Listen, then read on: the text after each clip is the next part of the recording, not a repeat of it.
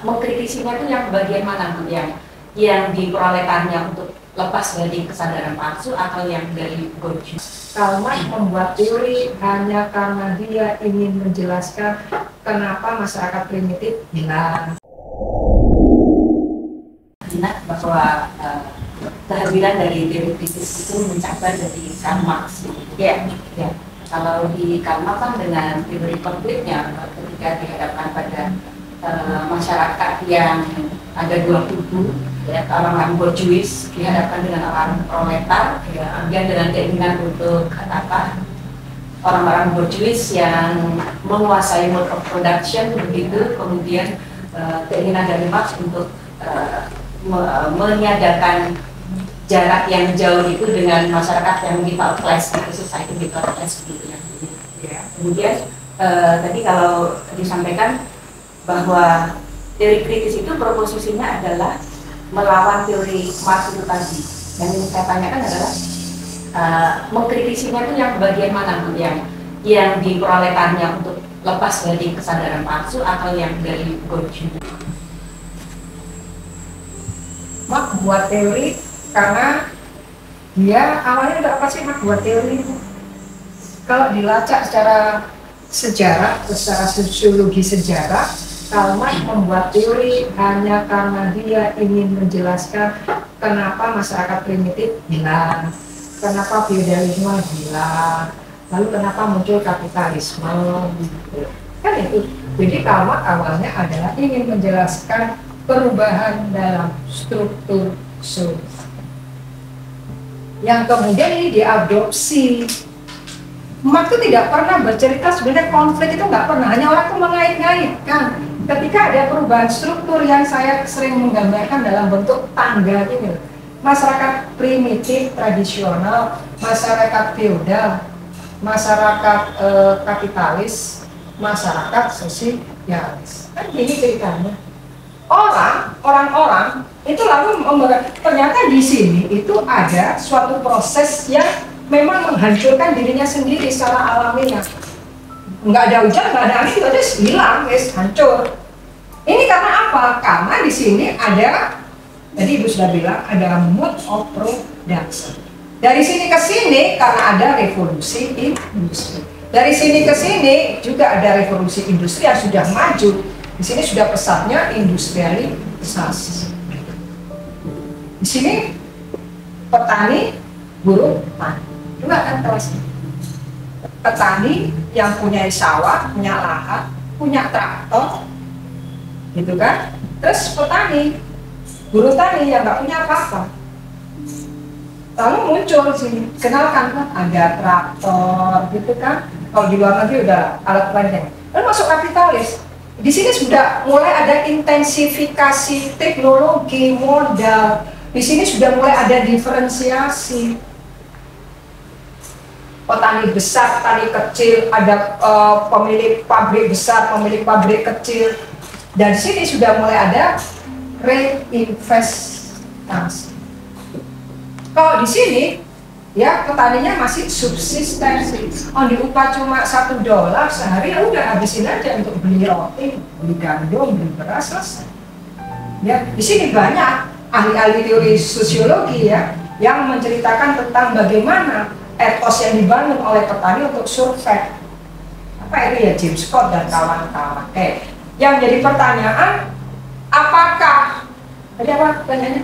Apakah yang dilawan oleh teori kritis itu yang dilawan teori kritis? Ya. Karl Marx, penghapusnya ada di sini. Ya. Karl Marx itu kan ajarannya Marxian. Pendekatannya materialisme historis atau materialisme dialektika. Materi itu yang menyebabkan perubahan, tesis, antitesis, sintesis. Gitu kan? Ya. Karena hukumnya itu, karena dia ngambil ngadopsi Hegel. Kalau Hegel bilangnya kan tidak seperti Marx, bukan materialisme dialektika kalau Hegel. Kalau Hegel itu ide yang menentukan materi, ide yang mendatangkan perubahan. Ketika pengen maju, ya udah, Anda harus berubah. Itu Friedrich Hegel. Kalau Marx bukan ide, bukan yang abstrak, tapi yang konkret. Yang konkret itu materi. Kalau orang miskin kalau dia nggak punya kesadaran, dia udah tetap miskin. Tapi kalau orang kaya, dia akan bisa membangun kesadaran. Infrastruktur menentukan suprastruktur. Teorinya Karl Marx, teori Marxian, itu dikenal dengan determinisme ekonomi. Yang bisa menghasilkan perubahan itu adalah jika fondasi ekonominya dia kuat. Ya kan?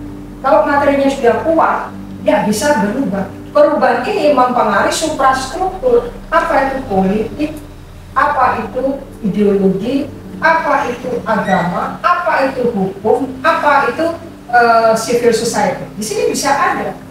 Kalau saya masih lapar, saya nggak mungkin bicara politik.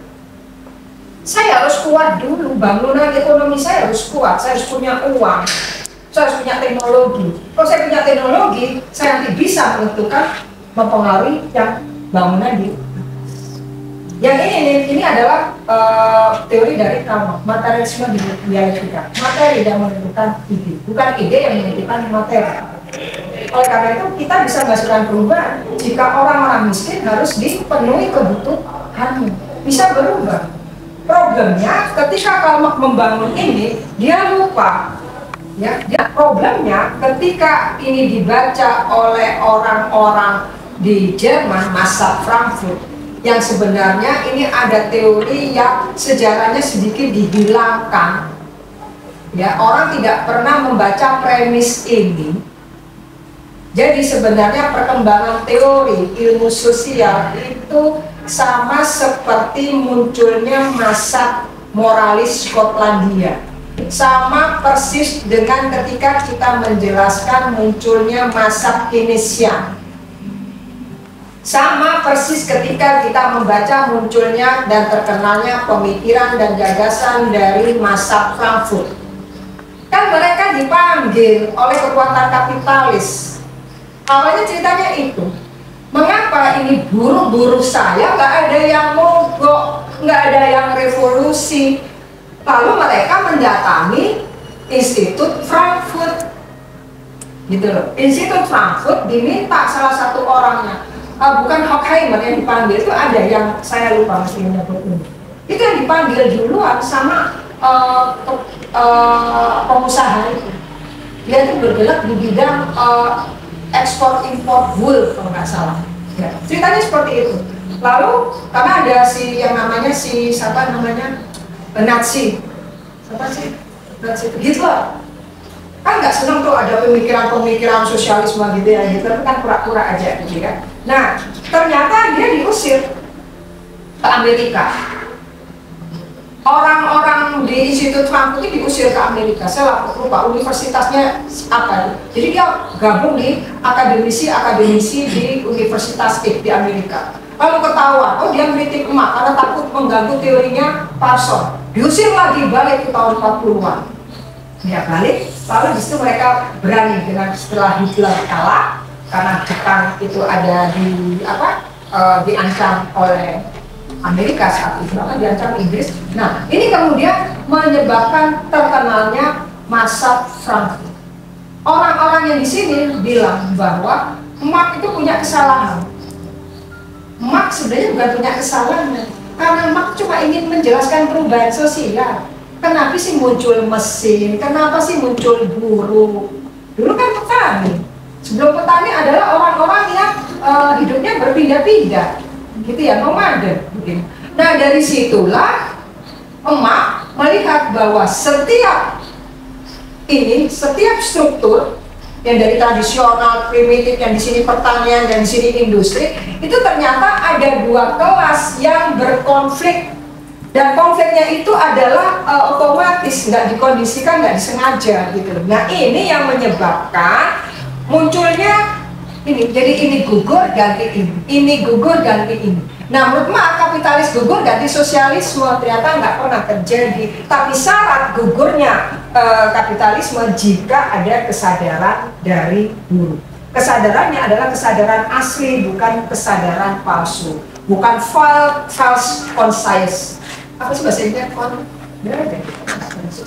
Ya, consciousness ya, bukan itu. Nah, ini yang dilihat oleh masa Frankfurt tadi. Jadi sebenarnya teoritisi masa Frankfurt dari generasi pertama sampai keempat itu sebenarnya bukan mengkritik ini menurut saya. Cabarannya bukan mengkritik Karl, cuma dia numpang teorinya Karl Marx ketika untuk menjelaskan kegagalan dari revolusi buruh. Gitu. Kenapa ini buruh-buruh yang mengalami yang bekerja di pabrik akibat industrialisasi kok nggak ada yang sepakat mendeklar negara hilang, negara nggak perlu, kok nggak ada. Lalu mereka membantu. Masa kritis yang ada di Institut Frankfurt itu adalah membantu mendudukkan kelemahan dari dan untuk menunjukkan kelemahan dari teori Marxian. Oleh karena itu masa Frankfurt nanti menjadi disebut sebagai teori neo-Marxian. Neonya di mana? Neonya dia tidak ngotak-ngatik struktur, tidak mengotak-ngatik materialisme dialektika, enggak. Dia ngotak-ngatik bahwa proses dia tidak melakukan revolusi karena dia memang tidak punya kesadaran. Oleh karena itu kita harus membantu memberikan penyadaran, tapi berdasar kesadarannya dia sendiri. Emansipasi. Jangan dia paksa untuk melakukan revolusi, tapi dia harus melakukan sendiri karena kesadaran itu memang harus dibentuk dari buruh itu sendiri. Kan ini. Jadi oleh karena itu dari Marxian itu berubah menjadi neo-Marxian. Neonya itu karena mereka tidak persis sama berangkat dari teorinya Karl Marx. Kalau Karl Marx, Marxian yang anak didiknya Karl Marx kan tetap ibu sama konflik. Mereka lihatnya di sini aja. Orang-orang nomaden itu gugur kan, diganti feodal. Jadi mereka lihat, oh ternyata ada konflik internal.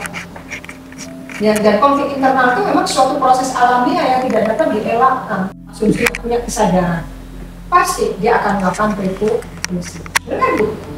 Struktur kapitalis hancur, digantikan masyarakat tanpa kelas. Karena kelas itu menyebabkan ada eksploitasi. Ada kelas yang menyebabkan orang teralienasi. Gitu. Ternyata kan enggak.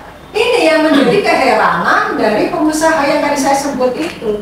Dia pengusaha di Jerman atau gimana saya lupa. Jadi dia itu iseng-iseng karena pasti buru-buru saya nggak ada yang ngomong tuh, nggak ada yang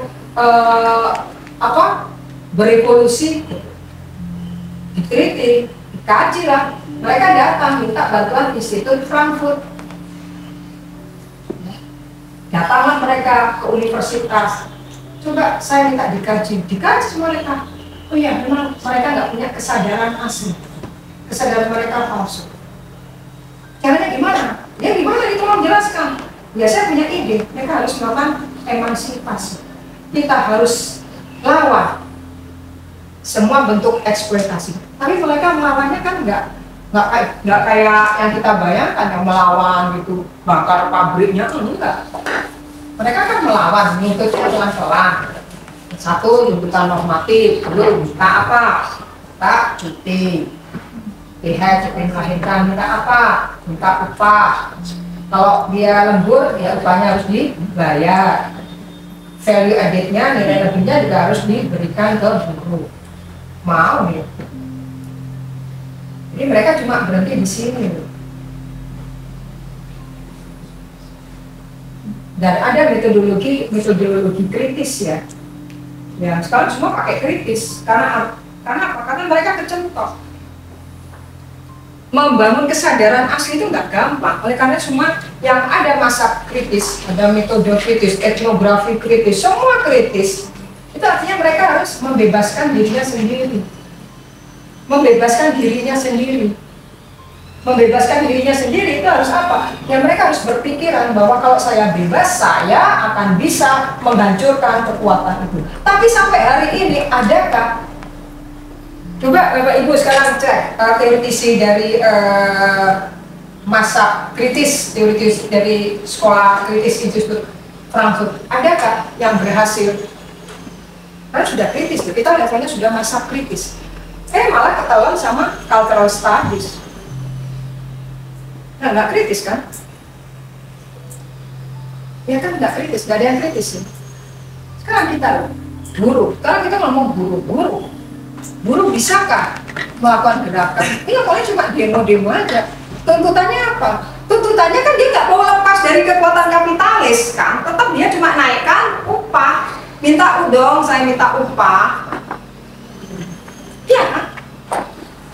Dia pengen kerja tapi upahnya pengen naik. Kalau yang dibayangkan mah, itu dia nggak nuntut upah, tapi lawan kapitalis gitu loh.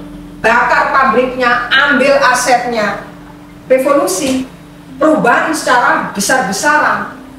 Sekarang kita kan nggak revolusi, transformasi.